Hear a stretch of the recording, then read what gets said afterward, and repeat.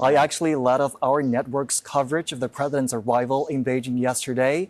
He seemed comfortable enough walking onto familiar ground with the things and the people around him.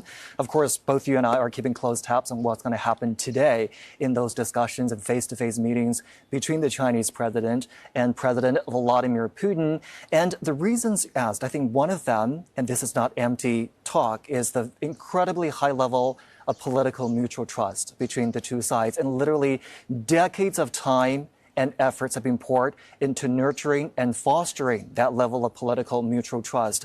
We're 30 years from the strategic partnership of coordination between China and Russia, 25 years since the signing of that treaty of good neighborliness and friendly cooperation. So it literally took decades for this relationship to grow, for this political mutual trust to grow. And now, even with this visit, they're talking about elevating this trust level to a new height. So I do think that can be accomplished this time.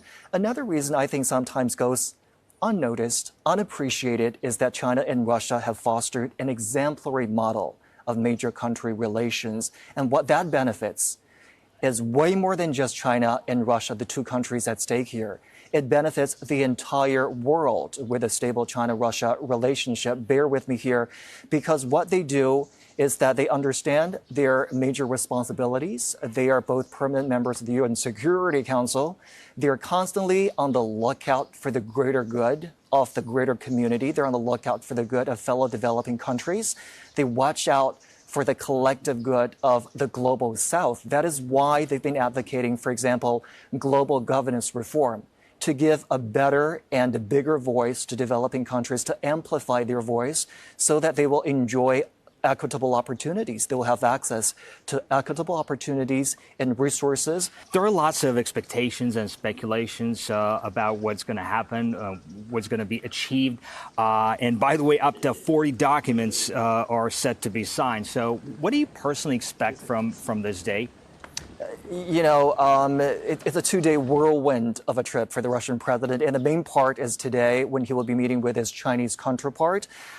We don't know. I don't want to get ahead of ourselves and speculate what deals will be struck this time. But then keeping in line with, past agreements and thinking of the cooperative aspects that have stayed alive in this relationship, I do think there could be deliverables in the trade and economy aspect.